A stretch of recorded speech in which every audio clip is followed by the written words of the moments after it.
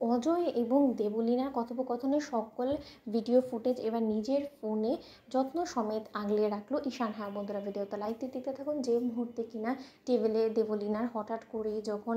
অজয় এসে বসে পড়ে এবং বলতে থাকে যে দেখুন ম্যাডাম, আমার হাতে খুব একটা বেশি সময় নেই, আমি কিন্তু অনেক লুকিয়ে বাঁচিয়ে সকলের নজর থেকে এখানে এসেছি, কারণ আমি খুব ভালো করে জানি যে কোনো সময় আমি ধরা পড়ে যেতে পারি এবং আমি যাতে ধরা না পড়ি সেই ব্যবস্থা এবার আপনাকে করতে হবে। এবং তার থেকেও বড় কথা, আপনি আমাকে যে টাকা দেবেন কথা বলা হয়েছিল সেই টাকার থেকে আমাকে দ্বিগুণ পরিমাণে টাকা আপনাকে দিতে হবে, কারণ আমি কিন্তু সকলের কাছ থেকে আড়ালে নিজে আত্মগোপনে রয়েছি এবং আমার নাওয়া খাওয়া থেকে শুরু করে সব খরচ আপনাকে বহন করতে হবে। এবং সেটা যদি আপনি না করতে পারেন তাহলে কিন্তু আমি আপনার নামটা সকলের সামনে বলে দেবো এবং তার পরবর্তীতে আমার যা শাস্তি হওয়ার হোক তাতে আমার কোনো রকম কোনো আফসোস নেই, কিন্তু আপনি পরবর্তীতে কিন্তু আর কোনোদিনও গাঙ্গুলি পরিবারে বউ হতে পারবেন না এবং আপনার সেই স্বপ্ন কিন্তু ভেঙে চুরমার হয়ে যাবে। তাই আপনার কাছে সামান্য কটা টাকা কিন্তু খুব একটা বেশি ব্যাপার হবে না। তাই আমি বলছি যে আমি যে শর্ত টাকা আপনাকে দিচ্ছি সেই শর্তটা আপনাকে মানতে হবে। আপনি যদি ভালোই ভালো আমার শর্তে রাজি না হন তাহলে কিন্তু আপনার সঙ্গে আমার সকল কথোপকথনের থেকে শুরু করে আপনি যে আমাকে সকল কাজ করার জন্য আপনি আমাকে উস্কে দিয়েছেন এবং টাকার প্রলোভন দেখিয়েছেন সেই সকল তথ্য প্রমাণ কিন্তু আমার কাছে আছে এবং সেই সব কিছু নিয়ে কিন্তু আমি গাঙ্গুলি হাউসে গিয়ে হাজির হব। অন্যদিকে যখন দেবলীনা বলতে থাকে যে আস্তে আস্তে তুমি এত চিৎকার করে কথা বলছো কেন বলো তো,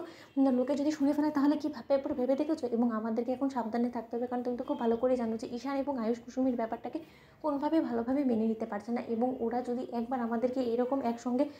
আলাপ করতে বসা অবস্থায় ধরে ফেলে তাহলে তুমি ভাবতে পারছো যে কত বড় একটা প্রবলেম আমাকে পড়তে হবে। অন্যদিকে যখন এই কথা শোনা মাত্র অজয় বলতে থাকে যে তাহলে আমি যেটা বলছি আপনি সেটা করুন, আপনাকে আমি যে টাকাগুলো নিয়ে আসতে বলেছি আপনি সেই টাকা নিয়ে এসেছেন, তো আমার চাহিদা অনুযায়ী যদি টাকা আমি না পাই তাহলে কিন্তু ম্যাডাম আপনি কোনো মতে আমার মুখ আটকাতে পারবেন না। অন্যদিকে কথা বলা মাত্র যখন দেবলীনা বলতে থাকে কিন্তু অজয় কিছুদিন আপাতত মামলা ঠান্ডা না হওয়া পর্যন্ত তোমাকে কিন্তু আত্মগোপনেই থাকতে হবে এবং তার জন্য আপাতত আমি 1,00,000 টাকা নিয়ে এসেছি, তুমি সেই টাকাটা রাখো, এর থেকে বেশি আপাতত এখন আমার পক্ষে দেওয়া সম্ভব না। অন্যদিকে যখন ঈশান ওয়েটারকে টাকার প্রলোভন দেখিয়ে বলতে থাকে যে দেখুন আপনাকে এই ক্যামেরাটা যে করে হোক না কেন ওদের টেবিলের তলায় ফিক্স করে আসতে হবে যাতে করে কিনা ওরা কোনোভাবেই টের না পায় এবং এই দিকটাও খেয়াল রাখবেন যাতে ওরা কী কথা বলছে না বলছে সেটা খুব ভালোভাবে রেকর্ড হয়। অন্যদিকে কথা বলা মাত্রই যখন ওয়েটার ওদের টেবিলের নিচে গিয়ে অবশেষে সেই ক্যামেরাটা ফিক্স করে রেখে দেয় এবং বলতে থাকে যে ম্যাডাম আপনারা কাইন্ডলি ওই টেবিলে বসুন, কারণ এই টেবিলটা অলরেডি রিজার্ভড। অন্যদিকে কথা বলা মাত্রই যখন ঈশানের পাতা ফাঁদে অবশেষে দেবলীনা এবং অজয়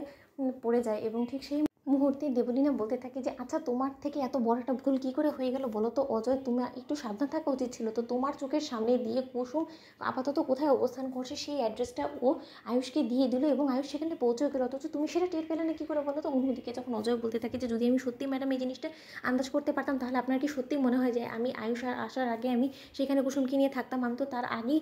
ওখান থেকে অনেকটা দূরেই পালিয়ে যেতাম কুসুমকে নিয়ে, যেখানে কিনা কুসুমের নাগাল অব্দি পেত, কিন্তু পরবর্তীতে আর কোনোদিন এরকম ভুল যাতে না হয় সেদিকটা আমি খেয়াল রাখবো। তো বন্ধুরা লাইক এবং শেয়ার করে সাবস্ক্রাইব করুন।